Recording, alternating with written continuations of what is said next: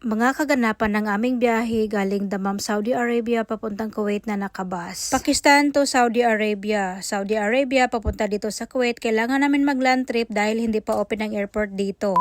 Hi! Ako si Jovi, 12 taon ng kasambahay sa pamilyang Pakistani.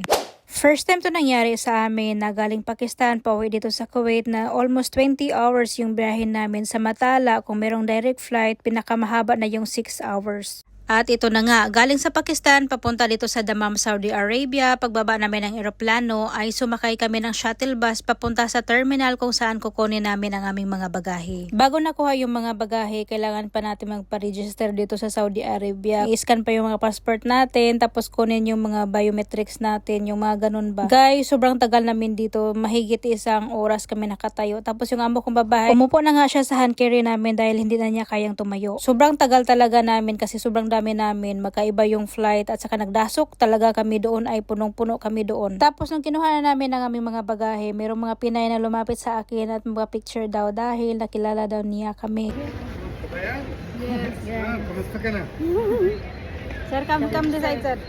Kami lang ng amo kong lalaki ang nag-claim sa bagahe namin at ang amo kong babae pinaupo namin sa upuan dahil sobrang pagod na niya, kaya hindi siya nakasali doon sa pag-picture-picture namin kanina kasama ang ating mga kabayan. At ngayon, nandito na kami sa labas ng airport at naghintay na lang kami ng bus papuntang Kuwait. O tingnan nyo naman, parang nasa terminal lang talaga kami sa Pilipinas ba, naghintay dito sa gilid-gilid at itong amo kong babae nakaupo na dito dahil sobrang pagod talaga niya, guys. Sinabihan ako ng amo kong babae dito na kapag darating ang bus ay mauna na siya sa loob ng bus para hanap siya ng maupuan namin. At kami na nga mo kong lalaki magbuhat ng aming mga bagahe papasok sa bus kasi wala mga porter dito, guys. Kung may mga porter man pero magbayad ka, pero wala kaming dirham. Kaya kami lang talaga yung nagpasok sa aming mga bagahe doon sa storage box sa bus. Pagkatapos namin ay pasok yung mga bagahe namin ay umakyat na kami dito sa loob ng bus. Tingnan nyo yung bus, guys. Sobrang liit niya at saka yung mga upuan sobrang liit niya pero okay na din kasi ang importante makasakay at makauwi ng ligtas sa Kuwait. Tingnan nyo yung amo kong babae. Yung pinakahuling upuan talaga yung pinili niya dahil gusto doon yung matulog dito. Sabi ko, hindi tayo dyan opo dahil sobrang lakas mag-bounce, hindi tayo makatulog at sobrang sakit sa likod. Kaya lumipat kami dito sa harap. At itong mga bus sa labas ay kasama namin yan sa flight at saka papuntang Kuwait din yan sila. Siguro mga 5 bus kami. Pero habang nakaupo kami dito, panay dasal kami ng amo kong babae kasi nakakatakot kaya mag-land trip, no? At first time namin, kaya ayun lang, siguro normal lang yun na matakot. Umalis kami ng Dammam, Saudi Arabia na sa 11:30 na ng gabi. Sobrang komportable ang biyahe namin kaya nakatulog ako at hindi ko alam ilang oras na kami nagbiyahe. Huminto kami dito sa gasoline station at merong kainan, meron din nag-CR, merong bumili ng snacks, merong nagbili ng tea. Bumaba ang amo kong lalaki bumili ng snacks para sa amin, pero kami ng amo kong babae hindi na kami bumaba dahil hindi man kami naihi. Pagbalik ng amo kong lalaki, marami pang mga pasahero na nasa baba kaya bumaba na naman siya at bumili ng chai para sa amin lahat. Sakto naman pagbaba niya, nagsirbato na yung bus para paakyatin na yung mga pasahero kasi babiyahin na naman. Pero marami pang mga pasahero doon na bumili ng chai, kaya bumili pa rin siya ng chai para sa amin. At yung amo kong babae ayaw doon niyang uminom kasi sobrang init at hindi daw maganda para sa kanyang ngipin, kaya ako yung uminom ng 2 baso. Habang nabiyahe ulit kami, sobrang tulog na naman kami ng amo kong babae dahil dito sa bus sobrang komportable, hindi kagaya sa eroplano na para kang nabiyahe sa probinsya na sobrang laki yung mga bato sa daan at sobrang uyog-uyog. Dito sa bus, sobrang himbing ng tulog ng amo kong babae, humilik pa.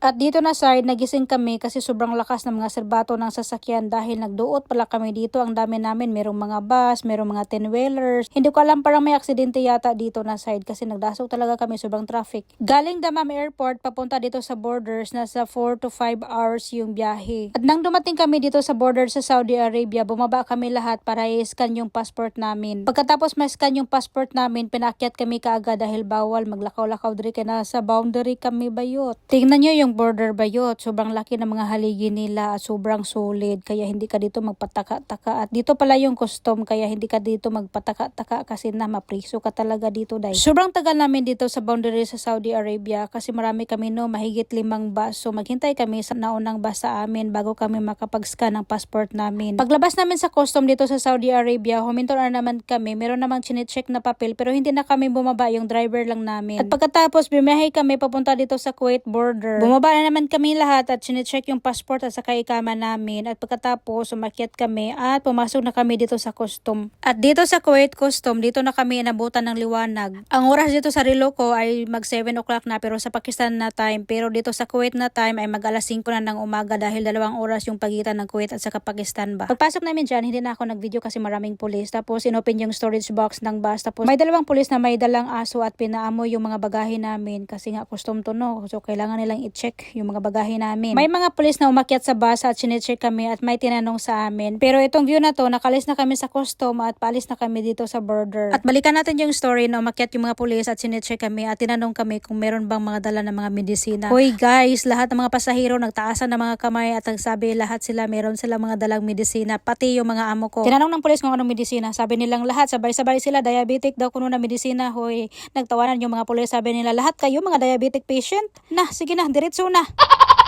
Hindi na nila i-check guys kasi ang daming mga bagahe na i-open tapos i-check lahat. Tapos pareho lang daw ng mga medisina kaya tinamad yung mga pulis at pinaalis na kami. At marami nagsabi sa amin na sobrang swerte na namin sa biyahe namin kasi hindi chine-check yung mga bagahe isa-isa. Ang pamangkin ng amo kong lalaki nung pagbalik nila dito sa Kuwait, sobrang complicated daw yung biyahe nila tapos sa custom dito sa Kuwait. Isa-isa silang lumabas at chine-check yung mga bagahe nila at dami nila mga bagahe no. So lahat ino-open tapos chine-check talaga tapos yung mga medisina nila kahit paracetamol chine-check talaga ng mga pulis. So yung biyahe namin ay hindi ganon. So, sobrang lucky daw namin kasi hindi kami natagalan sa custom. So, ang biyahe namin, Pakistan, papuntang Dammam, nasa 5 hours and 45 minutes. Tapos, sa Dammam Airport, maximum 2 hours kami. Dammam Airport, papuntang border, nasa 4 to 5 hours. Checking sa borders, nasa maximum 2 hours. Kuwait border, papuntang Kihiran, mga 45 minutes. Tapos, Kihiran, papunta dito sa Rigay, nasa 1.5 hours. So, sobrang haba ng biyahe namin. Pero, thank you Lord, nakarating kami dito sa Kuwait ng ligtas. At merong nagtanong sa akin sa messenger kung pwede ba daw magdala ng bagahe gaya ng pagbiyahe namin na mag-aeroplano, tapos mag-bus. Yes, pwede. Pero yung bagahe ninyo sa aeroplano, yung basihan ninyo. Kasi sa bus wala namang problema. Pero yung sa aeroplano, kailangan talaga yan nila i-check. So, yun yung basihan ninyo. Pwede magdala ng mga bagahe. Pero i-sure ninyo na kaya ng mga balikat ninyo kasi kayo yung magbuhat ng mga bagahe ninyo dito sa bus. Kaya sa mga uuwi at babalik dito sa Kuwait, good luck sa inyo at safe yung biyahe namin. At alam ko na safe din ang biyahe ninyo at sobrang komportable talaga. Kaya huwag na kayo matakot. Kung gusto nyo bumalik dito or uuwi kayo ng Pilipinas, magbiyahe na kayo. Guys, friendly reminder sa mga babalik or uuwi, yung hindi pa nakakuha ng ticket. Huwag kayo magpa-scam sa mga agent na binilhan ninyo ng ticket kasi yung pamangkin ng amo kong lalaki na scam sila. Sinabihan siya ng agent niya na kailangan nila mag-apply ng visa doon sa Saudi. So nagbayad din sila para sa visa pero wala palang ganun guys kasi yung airline na sasakyan ninyo at saka ang Saudi Arabia meron na silang agreement kaya hindi nyo na kailangan ng visa. Kaya huwag kayo magpa-scam kung sabihan kayo na kailangan nyo mag-apply ng visa at magbayad kayo.